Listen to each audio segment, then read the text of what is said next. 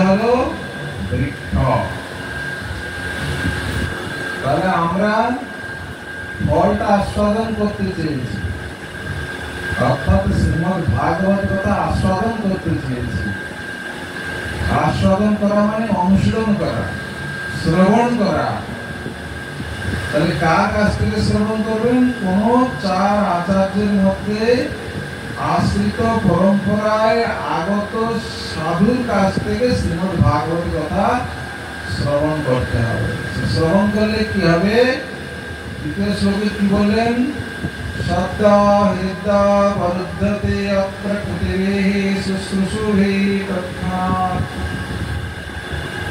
ভাগবত কথা শ্রবণ করলে শুশ্রূষুভি, কোন সুকৃতি সম্পন্ন জীব যদি ভাগবত কথা শ্রবণ করে তাহলে তার কি হয় না? ভগবান অবরুদ্ধতে, তার সদ্য হৃদয় অবরুদ্ধতে, সঙ্গে সঙ্গে ভগবান তার হৃদয়ে অবরুদ্ধ হবেন।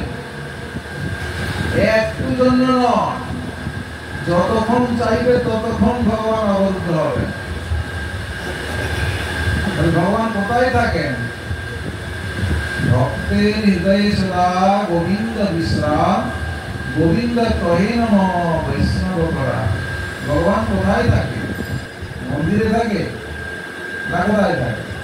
ভক্তের হৃদয়ে আছে। ভগবান বলছেন অহম ভক্ত পরাধীন, আমি ভক্তের হৃদয়ে থাকি, আমি ভক্তের অধীন, ভক্ত ব্যতীত আমি জানি না। সেই ভগবান ভক্তের হৃদয়ে অবরুদ্ধ হবেন কখন? যখন একজন শ্রৌত প্রণালীর মাধ্যমে আগত সাধুর কাছ থেকে ভগবত কথা অনুশীলন করবেন। তত্রাপি দুর্লভং মন্যে ভগবত প্রিয় দর্শন। এই দুর্লভ মানব জন্ম হচ্ছে দুর্লভ, যেটা পাওয়া যায় না, পাওয়া গেছি। যে দেবতারাও আশা করে মানব জন্ম লাভ করে ভগবত উপাসনা করে ভগবত পাদ পদ্ম লাভ করা যায়। সে মানব জন্ম আমরা লাভ করেছি, এটা ক্ষণভঙ্গুর হলেও, মানে এটা মৃত্যু হবে হলো যে দুর্লভ, যেটা পাওয়া যায়নি, পাওয়া গেছি। সে ক্ষণভঙ্গুর হলেও এই শরীরে ভগবত সেবা, গুরু বৈষ্ণবের সেবা করা যায়। অন্য কোন শরীরে ভগবত সেবা করে, সেজন্য বলা হচ্ছে দুর্লভ। যে তত্রাপি দুর্লভং মন্যে, সেটাও দুর্লভ হচ্ছে যে কৃষ্ণ প্রিয় পার্ষদ, যে ভগবত প্রিয় পার্ষদ, যে ভগবত ভক্তগণ, এই ভক্তগণের দর্শন লাভ করা এটা বড় কঠিন। যে ভক্ত সঙ্গ লাভ হওয়া বড়ই কঠিন। সেই জন্য শাস্ত্র বলছে ভক্তিস্তু ভাগবত ভক্ত সঙ্গেন পরিজায়তে, সৎসঙ্গ লভতে কুম্ভে সুকৃতৈ পূর্ব সঞ্চিতৈ। যে পূর্ব জন্মের সুকৃতি থাকলেই সাধু সঙ্গ হবে, না হলে সাধু সঙ্গ হবে না। আর সাধু সঙ্গ না হলে ভক্তি যাজন হবে না। সেই জন্য আমরা বড়ই ভাগ্যবান যে এখানে এসে সাধু সঙ্গ লাভ হচ্ছে। সেই জন্য শাস্ত্র বলেছেন বিনু সত সঙ্গ বিবেক ন হই, রামচন্দ্র কৃপালু সুলভ নসুই। বিনু সৎসঙ্গ দ্বারা শুদ্ধ বুদ্ধি উদয় হয় না, আর শুদ্ধ বুদ্ধি উদয় না হলে ভগবত ভজন হয় না। যদি কেউ ভগবত আমাদের ভজন সাধন হবে।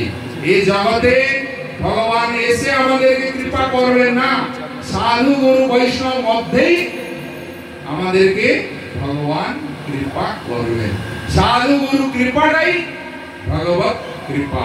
সাধু গুরু বৈষ্ণব যদি আমাদের প্রতি অপ্রসন্ন হন, এতে বোঝা যাবে ভগবান আমাদের প্রতি অপ্রসন্ন। ভগবানকে সন্তুষ্ট করা যায় না। তার প্রমাণ হচ্ছে যে পার্বতী দেবী জিজ্ঞাসা করছেন শিবকে যে আপনি কার মালা জপ করছেন।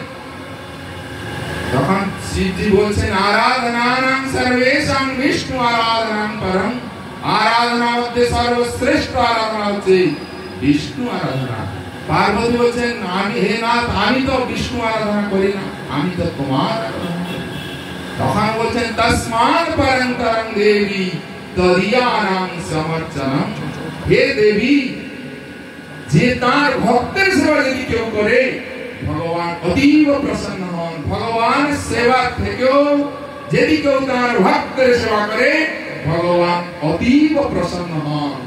সেই জন্য যে যতক্ষণ আমরা ভক্তকে সন্তুষ্ট না করতে পারি, ভগবত ভক্তকে সন্তুষ্ট না করতে পারি, ভগবান আমাদেরকে কোনোদিনই কৃপা করবে না। সেই জন্য তাই আমাদের বিধব যে আজকে কত বড় একটা গোকুলবাবু মহৎ কাজ করেছেন। মহৎ কাজের মধ্যে এই কাজগুলো হচ্ছে মহৎ কাজ, যে একজন ব্যক্তির দ্বারা কত সাধু হয়েছেন, কত ভক্ত সমাগম হয়েছে।